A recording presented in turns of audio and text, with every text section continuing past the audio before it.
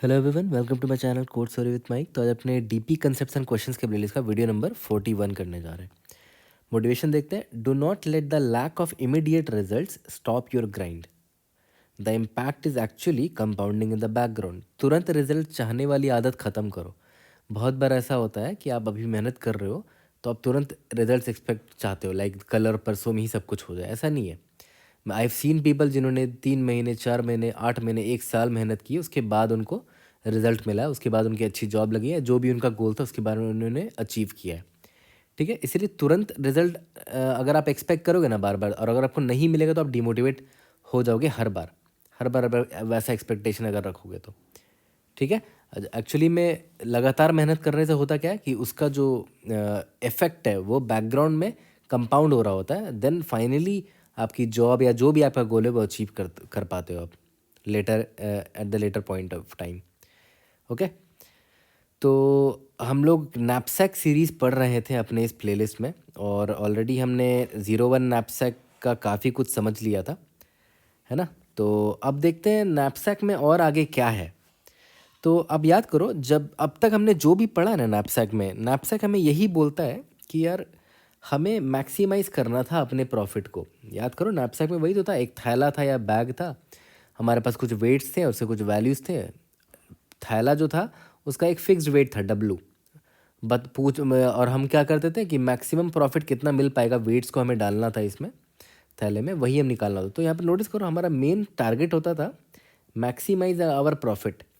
इसमें यही तीन चीज़ दिया होता था ना, वेट्स दिया होता था, अलग अलग वेट होता था, वेट 1, वेट 2 या जो भी है, हर वेट का एक वैल्यू होता था, V1, V2 and so on, और कैपेसिटी फिक्स होता था W। अब मान के चलते हैं यहाँ पर आपने वेट 1 को लिया और वेट 3 को लिया और वेट 4 को लिया, और आपको प्रॉफिट मिला V1 plus V3 plus V4।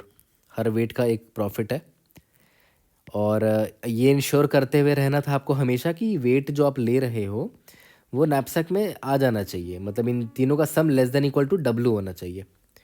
ठीक है, अब देखो थोड़ा सा आगे बढ़ते हैं, नैपसैक में थोड़ा सा लेवल अप करते हैं। अगर मैं आपको बोलूँ कि what if we don't have the values वाला एरे, जो वैल्यूज़ वाला एरे है वो अब एग्जिस्ट ही नहीं करता, मतलब हमारे पास सिर्फ वेट है और कैपेसिटी है। तो ऑब्वियस बात है, इसमें एक ही सवाल पूछा जा सकता है कि गिवन द वेट्स, कौन कौन सा वेट को उठाने पर एग्जैक्टली आप कैपेसिटी के वेट के बराबर ला पा रहे हो। मतलब आपके पास कुछ वेट्स गिवन होंगे, मान लेते हैं W1 है, W4 है, W3 है, W2 है एंड सो ऑन, और आपको बताना है कि किन एलिमेंट्स को लेकर, मान लेते हैं W1, नहीं, आपको ये बताना है कि क्या इस वेट वाले एरे में कुछ वेट्स ऐसे एग्जिस्ट करते हैं जिनको मैं अगर सम कर दूं, जैसे मान लेते हैं W1 तब W3 लिया आपने, प्लस मान लेते हैं W7 ले लिया, क्या इनका सम इज इक्वल टू मेरा वेट है। हमें एक ऐसा सबसेट, आप बोल सकते हो सबसेट ऑफ वेट्स ढूंढना है जिनका सम मेरे कैपेसिटी के बराबर हो। तो यहाँ से जन्म हुआ एक क्वेश्चन का, सबसेट सम, जो कि बहुत पॉपुलर क्वेश्चन है, और सबसेट सम के इतने अच्छे अच्छे वेरिएशंस हैं, इसीलिए आई थिंक अगर आप नैपसैक पढ़ रहे हो तो आपको ये पहले आना चाहिए, है ना। और अभी हम देखेंगे कि हमें नैपसैक अगर आता है तो ये कितना सिंपल हो जाएगा हमारे लिए, वो भी मैं आपको दिखाऊंगा। बट पहले इसका प्रॉब्लम समझते हैं। सबसेट सम बस इतना सा सवाल आपसे करता है कि गिवन अ सेट ऑफ ये नंबर्स, मतलब मान लेते हैं आपके पास एक वेक्टर दे रखा है, उसमें नंबर्स हैं, और आपके पास एक टारगेट सम भी दे रखा है। आपको बस इतना सा बताना है कि क्या इस नम्स में कुछ ऐसे एलिमेंट्स हैं जिनका सम 9 के बराबर हो। मतलब आप कुछ एक ऐसा सबसेट ऑफ नम्स अवेलेबल है क्या यहाँ पर, जिनको अगर आप ऐड करोगे तो सम उसका एग्जैक्टली 9 आ जाएगा। तो देखा जाए तो यस, यहाँ पर एग्जिस्ट तो करता है। अगर मैं 3 को ले लूँ, 4 को ले लूँ, 3, 4 और 2 को ले लूँ, तो ये एक सबसेट मैंने निकाला, है ना, ये एक सबसेट है। और कोई पर्टिकुलर ऑर्डर मैं यहाँ नहीं फॉलो कर रहा हूँ कि एकदम एडजेसेंट ही होना चाहिए, कोई भी एलिमेंट उठा सकते हो। इन सब का सम देखो एग्जैक्टली 9 के बराबर है। ठीक है, तो इसका आंसर क्या हो जाएगा, ट्रू हो जाएगा। तो इस बार हमें प्रॉफिट मैक्सिमाइज या मिनिमाइज नहीं करना है, हमें इस बार सिर्फ इतना बताना है कि क्या नंबर ऑफ एलिमेंट्स का जो सम है, जो भी मेरा एलिमेंट्स है उनका सम जो है मेरा कैपेसिटी के बराबर है कि नहीं। तो ये भी एक नैपसैक का ही फॉर्म है। अभी मैं आपको दिखाऊंगा कि क्यों ये नैपसैक की तरह का प्रॉब्लम है। बट उससे पहले आपके मन में आना चाहिए कि यार ये तो सिंपल सा सम वाला प्रॉब्लम लग रहा है, कि हमें कुछ एलिमेंट उठाना है, उनका सम लेना है और सम चेक करना कि वो इसके बराबर आ रहा है कि नहीं। तो हम नैपसैक के पीछे क्यों पड़े हुए हैं, है ना। वाई नैपसैक, हम ग्रीडीली क्यों नहीं सॉल्व कर सकते हैं? कुछ एलिमेंट को पिक किया और sum is equal to check कर रहे हैं कि ये इसके बराबर है कि नहीं। तो एक एग्जांपल ले लेते हैं, इसमें लेते ये एग्जांपल है, आपको देखना है कि क्या कुछ एलिमेंट्स है जिनका सम 4 के बराबर है। तो ऑब्वियसली कोई ऑर्डरिंग अगर आप करोगे तब आप बेटर इसको विजुलाइज कर पाओगे। जैसे मान लेते हैं आपने इसकी ऑर्डरिंग कर दी, मतलब असेंडिंग ऑर्डर मान लेते सॉर्ट कर दिया 1 3 5। तो आप यहाँ पर देख सकते हो, मान लेते हैं आपने देखा कि ये 5 है, सबसे बड़ा एलिमेंट है। ये जो है मेरे सम से बड़ा है, हाँ बड़ा, तो इसको ऑब्वियसली मैं नहीं ले सकता। कोई बात नहीं, मैं यहाँ पर आया, इसका सम देखा मैं 3 है, चलो 3 ले लिया। फिर यहाँ पर आया तो देखा इसका सम +1 है, दैट इज़ 4। तो यहाँ पर तो मिल जा रहा है मुझे सम, ओके। बट ऐसा हमेशा ट्रू नहीं है, मतलब ये तो बहुत बकवास सा मैंने एग्जांपल लिया। अगर मैं आपको दूसरा एग्जांपल दिखाऊं, जैसे मान लेते ये एग्जांपल देख लो, इसको मैंने सॉर्ट कर दिया। अब मैं यहाँ पर आया, मैं देखा कि अरे ये तो 5 है, मेरा सम तो 7 है। कोई बात नहीं, 5 ले लिया मैंने, अब बस मुझे 2 और चाहिए, है ना। तो 5 + 2 कितना हो जाएगा? 7 हो जाएगा। बट मुझे 2 मिलेगा ही नहीं, यहाँ पर 2 भी नहीं है, यहाँ पर 2 नहीं है। तो इस 5 को देख रहे हो, अभी मेरा लेना मुझे नुकसान कर गया, मुझे नहीं लेना चाहिए था इस 5 को, है ना। इस 5 को मुझे नहीं लेना चाहिए था। लेने के बाद मुझे पता चला कि बाद मैंने इसको ले लिया, बाद में मुझे पता चला कि अरे यार इस 5 को लेने की वजह से मैं इन लोगों को नहीं ले सकता, ठीक है। तो 5 को नहीं लिया, नहीं लेना इज़ अ गुड डिसीजन, है ना। अब यहाँ पर देखो 4 को ले सकते हैं, हाँ 4 को लिया, फिर यहाँ 3 को लिया, तो आ गया 7। तो आपने नोटिस किया, यहाँ पर आप नोटिस करो, अगर आप 5 को लेते हो तो आगे जाके आप फंस गए, लेकिन अगर आप 5 को नहीं लेते तब आगे जाके आपको आंसर मिल गया। तो इधर से ही समझ में आया, अरे यार ये तो हमें ऑप्शंस के बारे में हिंट दे रहा है कि I am taking 5 not taking 5। तो भाई ऑप्शन है यहाँ पर, आप ग्रीडीली नहीं सॉल्व कर सकते यहाँ पर, है ना। ग्रीडीली कैसे सॉल्व करोगे? तो हमारे पास क्या है कि भाई हर एक एलिमेंट में मैं जाके देखूंगा, अगर कि मैं उसको अगर लेता हूँ तब मेरा क्या सिनारियोज बनता है, क्या मैं आंसर ला पाता हूँ कि नहीं। और अगर मैं इसको नहीं लेता हूँ तो क्या मेरा क्या सिनारियो बनेगा, और क्या मैं आंसर ला पाता हूँ कि नहीं, ठीक है। तो देखा है तो डिसीजन ट्री बनेगा, क्योंकि यहाँ पर ऑप्शन है आपके पास, ओके। तो डिसीजन ट्री जहाँ पिक्चर में आया मतलब वो रिकर्शन है, और रिकर्शन आया तो देखेंगे कि मेमोराइजेशन हो रहा है कि नहीं, मेमोराइजेशन कर लेंगे, उसके बाद आ जाएंगे बॉटम अप में। और देखा जाए तो है ये नैपसैक जैसा ही प्रॉब्लम कि आपको कुछ एलिमेंट्स दे रखे हैं, उन एलिमेंट्स का वेट गिवन है आपको और एक कैपेसिटी भी गिवन है, बस यहाँ पर हर एलिमेंट का प्रॉफिट नहीं दिया हुआ है, यानी कि वैल्यू वाला बस नहीं दिया हुआ है।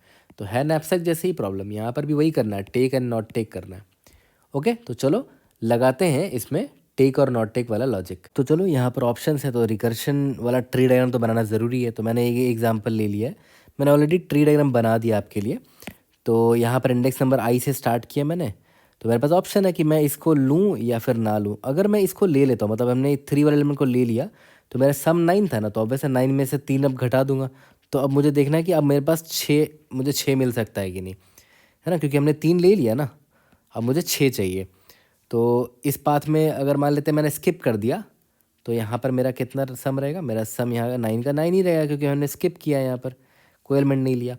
अब यहाँ पर आ गए, ओके। इसको आप ऐसे एक्सपैंड कर सकते हो, मैंने नहीं किया यहाँ पर आते हैं 34 को स्किप कर सकते हैं या तो टेक कर सकते हैं।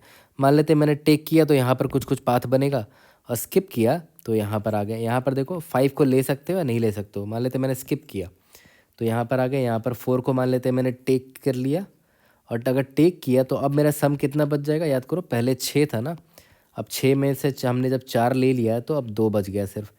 अब इंडेक्स आई मेरा आगे भागा, तो अब मेरे पास ऑप्शन है कि मैं टेक करूँ इस 12 को या फिर स्किप करूँ। मान लेते मैंने स्किप कर दिया, अब आई यहाँ पर आ चुका है, इसको टेक करूँ या स्किप करूँ। अगर मैं टेक करता हूँ तो देखो अब मेरा सम कितना हो जाएगा? ऑलरेडी मेरे पास सम कितना था? 2 था, अब मुझे 2 मिल चुका, सम अब मेरा 0 हो चुका है। जैसे ही मेरा सम यहाँ पर 0 हुआ, इसका मतलब मुझे अब और आगे जाने की ज़रूरत ही नहीं है, मतलब मुझे सारे एलिमेंट्स मिल गए। कौन कौन से एलिमेंट मिल गए? मैंने एक टेक कहाँ किया था? इस 3 को टेक किया था। फिर मैंने टेक कहाँ किया? मैंने इस 4 को टेक किया था, और यहाँ पर मैंने इस 2 को टेक किया था। तो 3 + 4 + 2, इन तीनों एलिमेंट को मैंने लिया था, मेरा सम 9 आ गया था, ओके। तो मैं यहाँ पर, मुझे यही तो पता ना कि आंसर मिल पाया कि नहीं, तो मैं बस यहाँ से रिकर्शन रिटर्न कर दूंगा कि जैसे ही मेरा सम 0 गया, मतलब मुझे सारे एलिमेंट्स मिल चुके हैं जिसका सम 9 के बराबर था, तो मैं यहाँ पर ट्रू रिटर्न कर दूंगा, क्योंकि मुझे बस यही बताना है कि मिल पाया कि नहीं, तो मैं ट्रू बोल दूंगा। और मान लेते हैं इस पाथ से मुझे नहीं मिल पाया, ठीक है, तो यहाँ से मान लेते हैं फॉल्स आ गया, बट एटलीस्ट मुझे किसी एक पाथ से तो मिल गया ना। तो यहाँ से मिला, यहाँ से नहीं मिला, कोई बात नहीं, एक जगह से मिल गया ना तो ऊपर भी मैं रिटर्न ट्रू कर दूंगा। तो इसका मतलब लेफ्ट हैंड साइड से जो ट्रू आया है और राइट हैंड साइड से जो फॉल्स आया है, मुझे फ़र्क नहीं पड़ता कि एक फॉल्स आया, मुझे एटलीस्ट एक पाथ से आंसर मिल गया ना। तो मैं क्या करूँगा, और ऑपरेटर लगा दूंगा, क्योंकि ट्रू और फॉल्स का और ऑपरेटर लगाओगे तो ट्रू ही आएगा। तो इन दोनों का और ऑपरेटर लगाऊंगा और रिटर्न कर दूंगा अपने पेरेंट के पास, इसके पेरेंट के पास। तो यहाँ पर ट्रू और फॉल्स का रिटर्न यहाँ पर मैंने ट्रू कर दिया। तो इसको समझ में आ गया होगा कि हाँ, नीचे में कहीं ना कहीं मुझे मिल चुका है टोटल सम 9 के बराबर। ठीक है, यहाँ पर सम 0 पहुँच गया, मतलब सारे एलिमेंट मिल चुके जिसका सम 9 था। मान लेते हैं इस पाथ से फॉल्स गया है ना, तो यहाँ पर देखो इधर फॉल्स आया, इधर ट्रू आया, दोनों का और ऑपरेटर ट्रू है तो ये इसको ट्रू भेजेगा। मान लेते हैं यहाँ से फॉल्स आया, ट्रू और फॉल्स, ट्रू यहाँ पर जाएगा। फिर मान लेते इधर से फॉल्स आया, ट्रू और फॉल्स, ये भी ट्रू रिटर्न करेगा। यहाँ से मान लेते फॉल्स आया, ट्रू और फॉल्स, ट्रू रिटर्न हुआ, तो वापस से इसको मिल गया। और मान लेते हैं यहाँ से फॉल्स आया, तो ट्रू और फॉल्स कितना होता है, ट्रू होता है, तो यहाँ पर चला गया ट्रू आंसर मेरा।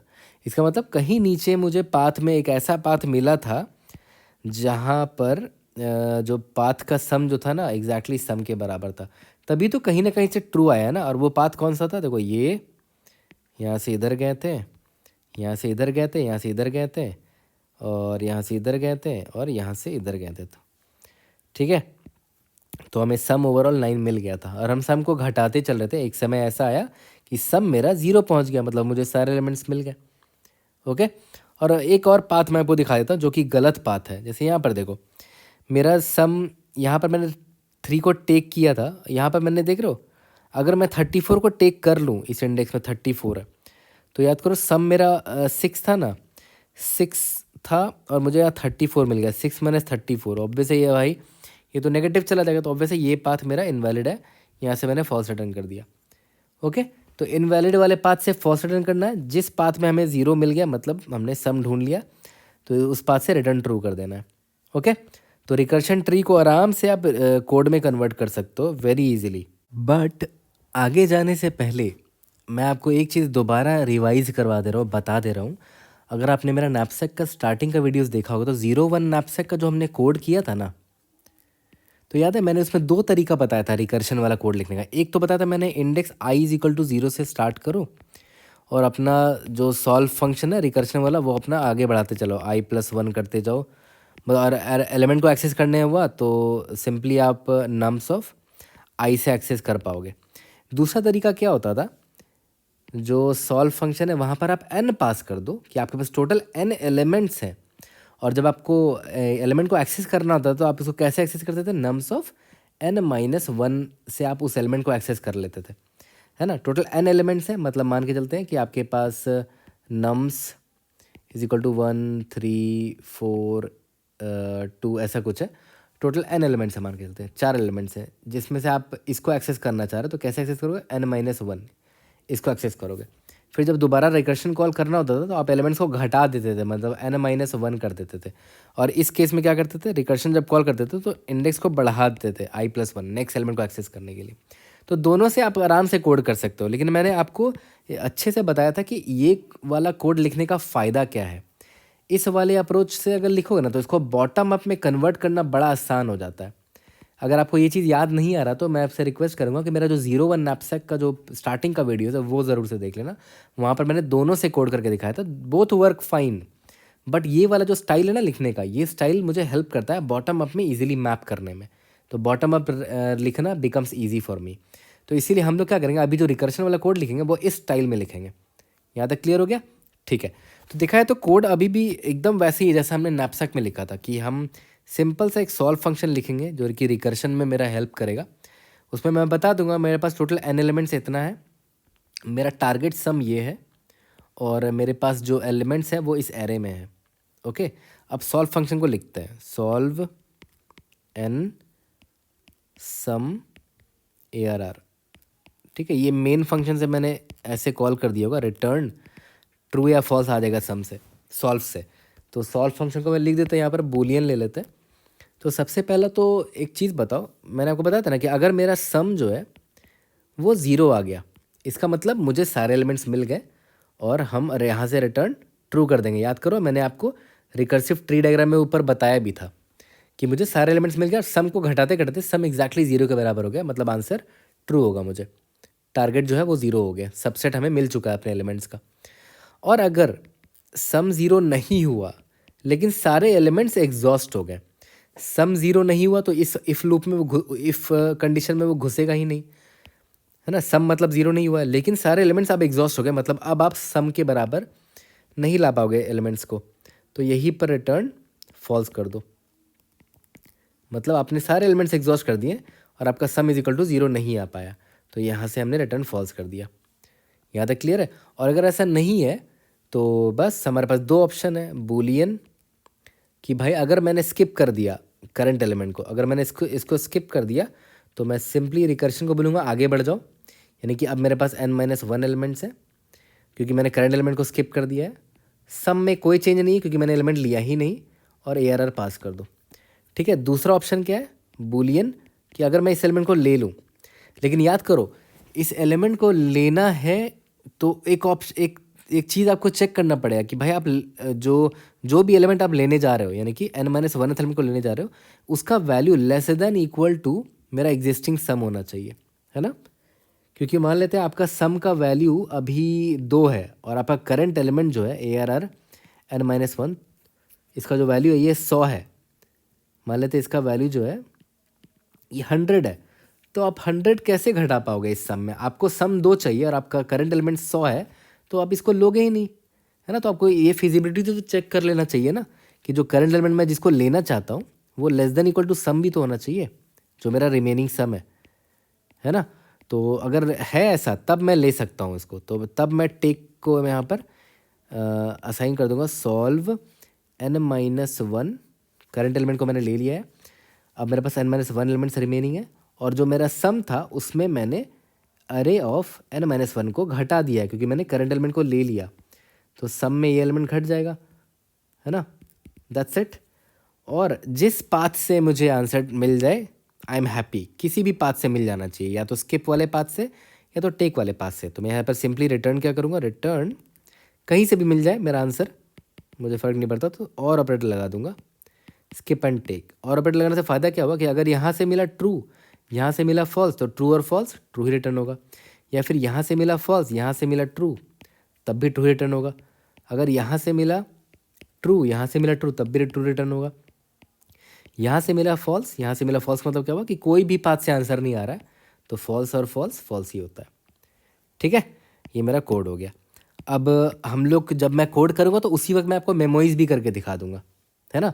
और एकदम सेम कोड को कॉपी पेस्ट मार के देखना कितना इजीली मैं इसको बॉटम अप में भी मैप कर दूंगा। चलो रिकर्शन मेमोराइजेशन का कोड कर लेते हैं। Int n is equal to array dot size ले लिया मैंने, रिटर्न सॉल्व n पास कर दो, सम क्या गिवन है वो पास कर दो, और ARR पास कर दो। ओके, अब बस सिंपली हमें बूलियन सॉल्व यहाँ पर लिखना है, int n int sum vector of int and ARR।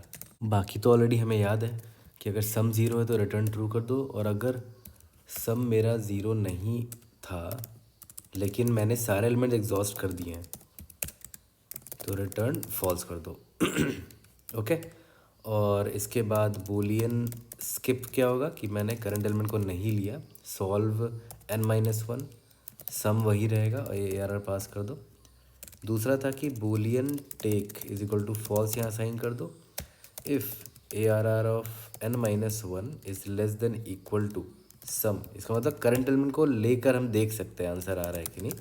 Take is equal to solve n-1 sum minus ARR of n-1 ARR। Okay, last में बस रिटर्न करना है, किसी भी पाथ से आंसर आ जाए, स्किप वाले पाथ से आंसर आ जाए या टेक वाले पाथ से आंसर आ जाए, बस मुझे ट्रू रिटर्न करना है, कहीं से भी आंसर आ जाए। ठीक है, और यहाँ पर मैं इसको मेमोइज भी अभी कर देता हूँ। कंस्ट्रेंट को अगर देखा जाए तो उसके हिसाब से मैं ले सकता हूँ T ऑफ 201 1 1 2 10 का पावर 4 है यहाँ पर, अगर देखा जाए तो सम का मैक्सिमम वैल्यू, तो 10 का पावर 4 प्लस 1 ले लेता हूँ यहाँ पर मैं, क्योंकि दो ही चीज़ें चेंज हो रही हैं, एक n चेंज हो रहा है जो कि साइज़ ऑफ एरे है, और एक सम चेंज हो रहा है। साइज़ ऑफ एरे का मैक्सिमम वैल्यू 200 दे रखा, तो मैंने 201 ले लिया।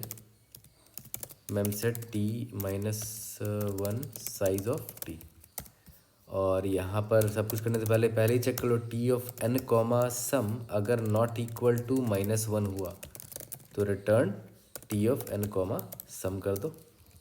सिमिलरली यहाँ पर स्टोर कर दो अपने रिजल्ट को।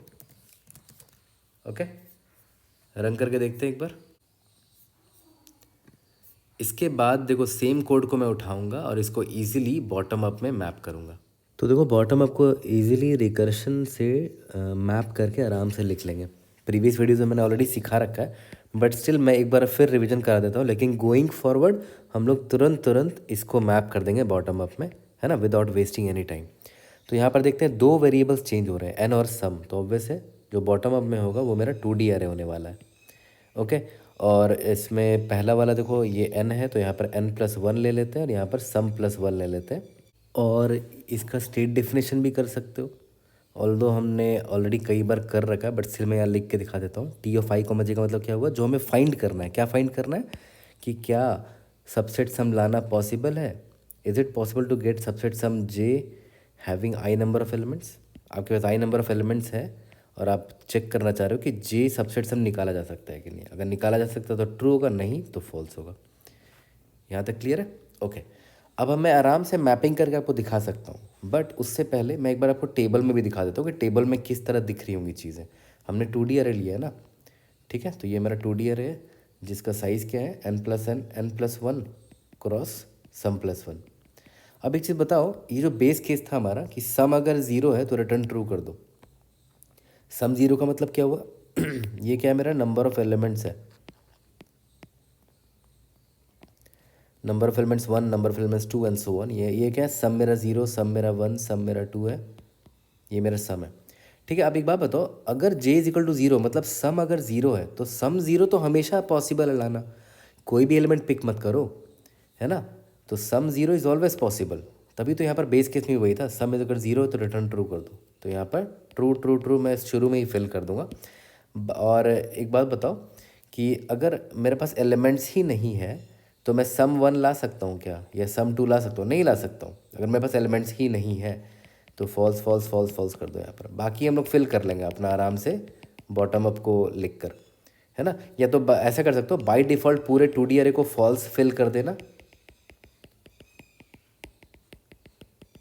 ठीक है। और पहले वाले कॉलम को बस ट्रू मार्क कर देना जो मेरा बेस केस है। उसके बाद बाकी को हम लोग फिल कर लेंगे, जहाँ पर भी ट्रू करना होगा वो कर देंगे, जैसे भी करना होगा वो कर देंगे यूजिंग बॉटम अप। ये समझ में आ गया? ठीक है। अब देखो बड़े इजीली हम इसको मैप करेंगे। सबसे पहले तो मैंने आपको बता दिया कि बेस केस लिख लेंगे कि बेस केस क्या है मेरा, सम इज इक्वल टू 0, यानी कि ये वाला कॉलम को बस ट्रू मार्क करना है मुझे। तो for I is equal to 0 से लेकर i<n+1 i++ पहले वाले कॉलम को बस ट्रू मार्क करना, यानी कि टी ऑफ आई कॉमा पहला कॉलम मतलब 0th कॉलम, इसको बस ट्रू मार्क कर दो, ठीक है। ये वाला तो हमने कर दिया, ट्रू मार्क कर दिया उसको।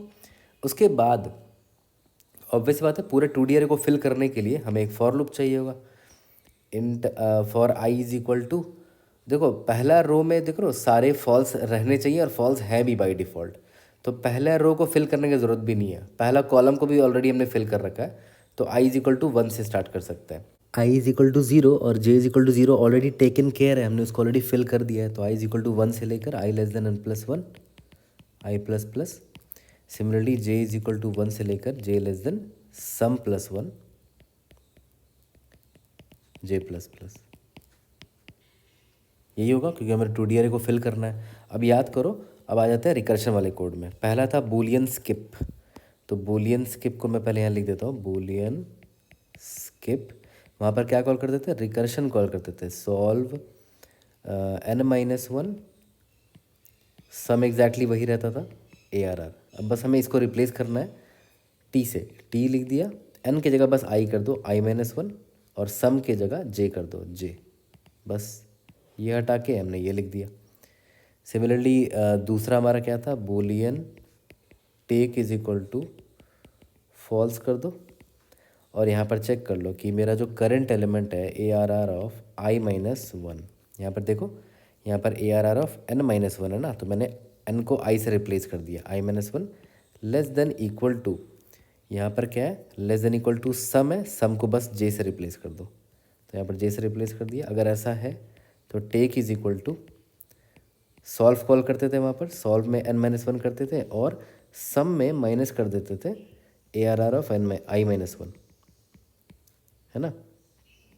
वहाँ पर n-1 करते थे और ARR भेज दिया। अब बस हमें क्या करना है, इसको ना करके यहाँ पर सॉल्व की जगह t कॉल करना है। n-1 की जगह i-1 कर दो और सम माइनस अरे ऑफ n-1 की जगह j minus array of i-1, that's it. Okay, और t of i comma j का भी हम आंसर निकालना चाह रहे हैं इस फॉर लूप में। तो t of i comma j will be equal to take और फॉल्स, सॉरी टेक और स्किप, दैट्स इट, है ना। और लास्ट में हम रिटर्न क्या करेंगे, याद करो हमने स्टेट डिफाइन क्या किया था। T of I comma J का मतलब क्या होता है कि हमारे पास टोटल आई एलिमेंट्स है और जे सबसेट सम चेक करना है। यहाँ पर हमारे पास टोटल एन एलिमेंट्स था और हमें सबसेट सम गिवन था, ये चेक करना था कि ये अवेलेबल है कि नहीं। तो ये दे देगा मुझे आंसर ट्रू है या फॉल्स है। यहाँ तक क्लियर हो गया। चलो इसका भी कोड करते हैं। उसके बाद ऑब्वियस सी बात है, यहाँ पर आपने नोटिस कर ही लिया होगा, जो कि मैंने ऑलरेडी नैपसैक में आपको बताया भी था, कि करंट रो का आंसर निकालने के लिए वी आर ओनली डिपेंडेंट और देख लो प्रीवियस रो, i-1th रो से हम आंसर निकाल पा रहे हैं। तो हमें 2D अरे स्टोर करने की ज़रूरत नहीं पड़ेगी, हम इसको 1D अरे में भी सॉल्व कर सकते हैं। मतलब यहाँ पर जो हमारा स्पेस कॉम्प्लेक्सिटी ओ ऑफ क्या है n+1 क्रॉस सम+1 है ना, ये 2D अरे में लिया, इसको हम 1D अरे में भी ऑप्टिमाइज़ कर सकते हैं। इसका स्पेस कॉम्प्लेक्सिटी ऑप्टिमाइज़ किया जा सकता है, जस्ट लाइक हमने 0-1 नैपसैक में किया था। तो वो करेंगे, पर पहले बॉटम आपको कंप्लीट कर लेते हैं। तो यहाँ पर n is equal to array dot size मैंने ले लिया है और सबसे पहले बॉटम अप के लिए 2D अरे मैंने ले लिया और बाय डिफ़ॉल्ट अभी सभी को फॉल्स मार्क कर दिया। ओके, और सबसे पहले बेस केस फिल कर लेते हैं। For int i is equal to 0, i is less than n+1 i plus plus T of i comma for sum is equal to 0, यानी कि कॉलम 0 के लिए सारे वैल्यू ट्रू होंगे। इसके बाद बाकी फिल कर लेते हैं। Int i is equal to 1, i is less than n+1 i plus plus for int j is equal to 1, j is less than sum+1 j plus plus.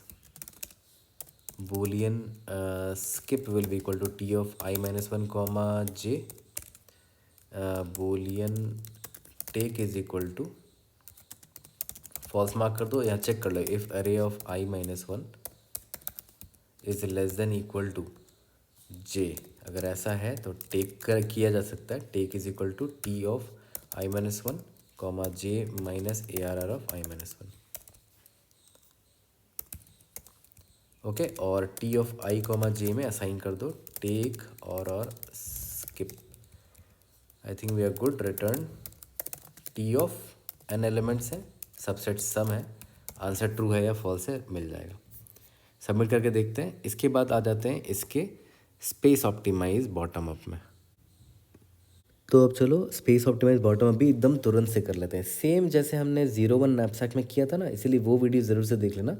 मैंने 0-1 नैपसैक में मैंने डिटेल में बताया था कि क्यों स्पेस ऑप्टिमाइजेशन किया जा सकता है। यहाँ पर मैं आपको हिंट दे देता हूँ, अगर आप नोटिस करो, अगर आपको करंट का आंसर निकालना है, T of I comma J का जब आपको आंसर निकालना था, तो देख रहे हो आपका आंसर किस पर डिपेंड कर रहा है। इस टेक को ध्यान से देखो, आपने कैसे निकाला है, प्रीवियस रो से आंसर निकाला, टी ऑफ i-1। स्किप को भी देखो, प्रीवियस रो से आंसर निकाला है। तो देखा जाए तो आपको दो ही इन्फॉर्मेशन चाहिए, एक तो करंट जो आप निकालने वाले हो, और करंट से पहले जो भी प्रीवियस रो था उसकी इन्फॉर्मेशन आपको ऑलरेडी चाहिए। तो अब हम लोग क्या करेंगे, सिंपली दो वेक्टर ले लेंगे, ये नहीं लेंगे अब 2D अरे। हम यहाँ पर ले लेंगे एक वेक्टर ले लेंगे प्रीवियस नाम का, कॉलम तो sum+1 साइज़ का ही होगा, स्टार्टिंग में सभी का वैल्यू फॉल्स कर देता है, और एक वेक्टर होगा करंट नाम का, कॉलम sum+1 साइज़ का है, सभी का वैल्यू फॉल्स कर देते हैं इनिशियली।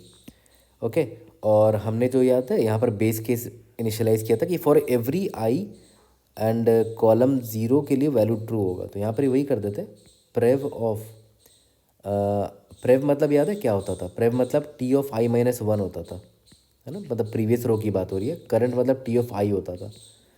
तो टी ऑफ i-1 के लिए फॉर एवरी 0th कॉलम, है ना, आंसर ट्रू होगा। तो यहाँ पर वही करेंगे, prev of 0 is equal to true and current of 0 is equal to true. अब देखो ध्यान से देखना है, फिर से रिपीट कर रहा हूँ। प्रेव का मतलब क्या होता है, T of I minus one, उसका 0 इज इक्वल टू ट्रू, तो उसका 0 इज इक्वल टू ट्रू। यहाँ पर देखो करंट मतलब क्या होता है, टी ऑफ आई, उसका 0 मतलब ट्रू, तो देखो यहाँ पर करंट का मतलब क्या हुआ, टी ऑफ आई और उसका 0 इज इक्वल टू ट्रू। अब समझ में आया कैसे मैं मैप करता हूँ, ताकि मैं आसानी से ध्यान में रख सकूँ इसको। ठीक है, ओके। इसके बाद तो सब कुछ सेम रहेगा, ये वाला फॉर लूप भी मेरा सेम रहेगा, ये फॉर लूप भी सेम रहेगा। इसके बाद बस यहाँ पर T of I minus one है ना, यहाँ पर बस इतना कर दो, skip is equal to T of I minus one की जगह बस प्रेव लिख दो, क्योंकि T of I minus one is equal to prev वाला एरे, यहाँ पर जे का जे रहने दो। सिमिलरली यहाँ पर देखो ध्यान से, टेक का वैल्यू देखो यहाँ पर क्या लिखा हुआ है, T of I minus one, तो take is equal to T of I minus one की जगह बस प्रेव लिख दो, prev J minus array of I minus one. Okay, बाकी सब कुछ सेम है, T of I comma J का वैल्यू टेक और स्किप था ना, तो याद करो टी ऑफ आई का मतलब क्या होता था, करंट होता था, तो टी ऑफ आई को करंट से रिप्लेस कर दो, current of J is equal to this, तो इसको हमने इससे रिप्लेस कर दिया। ओके, और सिंस अब आप नेक्स्ट इटरेशन पे जब जाओगे तो उससे पहले यहाँ पर ये ऐड करना मत भूलना कि जो प्रीवियस है, अभी का जो करंट है वो नेक्स्ट रो के लिए प्रीवियस बन जाएगा, इसीलिए ये अपडेट करते रहने मत भूलना। सेम जैसा हमने नैपसैक में किया था, 01 नैपसैक में जैसा हमने किया था ना, एग्जैक्टली वही किया है। लास्ट में रिटर्न क्या करोगे, टी ऑफ एन कॉमा सम की जगह लास्ट में मेरा लेटेस्ट वैल्यू प्रेव में स्टोर्ड होगा, तो प्रेव ऑफ सम रिटर्न कर दो, बस इतना ही था इसमें। और अगर आप नोटिस करो मेरा 01 नैपसैक का जो स्पेस ऑप्टिमाइजेशन वाला वीडियो था, वहाँ पर जाओगे तो एग्जैक्टली सेम चीज़ मैंने वहाँ पर भी किया है। ओके, तो चलो सेम बॉटम अप को मैं कन्वर्ट कर देता हूँ, फिर इसको फिनिश करते हैं। तो देखो इसी कोड में एडिट कर लेते हैं, ये अब हमें ज़रूरत नहीं, 2D अरे की ज़रूरत नहीं है, हमसे बस 2 रोज़ हमें चाहिए। वेक्टर ऑफ बूलियन एक मेरा प्रीवियस चाहिए जिसका साइज सम प्लस 1 होगा, और सिमिलरली मुझे एक करंट चाहिए जो टी ऑफ आई को रिप्रेजेंट करेगा, टी ऑफ आई को रिप्रेजेंट करेगा, ये T of I minus one को रिप्रेजेंट करेगा। अब मुझे इसकी अब ज़रूरत ही नहीं है ना, प्रीवियस वाला यानी कि T of I minus one वाला जो रो है उसका 0th कॉलम ट्रू होगा, सिमिलरली करंट का भी 0th कॉलम ट्रू होगा, क्योंकि मैंने आपको बता रखा था कि अगर 0th कॉलम का मतलब क्या हुआ कि मेरा सम 0 है, for J is equal to 0, answer मेरा ट्रू होगा, इसलिए मैंने ट्रू कर दिया। बाकी सब कुछ सेम है, T of I minus one की जगह बस यहाँ पर प्रेव लगा दो, और कहाँ पर है T of I minus one की जगह यहाँ पर बस प्रेव लगा दो, यहाँ टी ऑफ आई की जगह बस करंट लगा दो, यहाँ पर टी ऑफ एन की जगह प्रेव लगा दो। और नेक्स्ट रो पर जाने से पहले मैंने आपको बताया था कि अभी का जो करंट है वो प्रीवियस बन जाएगा। ओके, सबमिट करके देखते हैं। कोई भी डाउट होता है read in the comment section, I try to help you out. See you in the next video, thank you.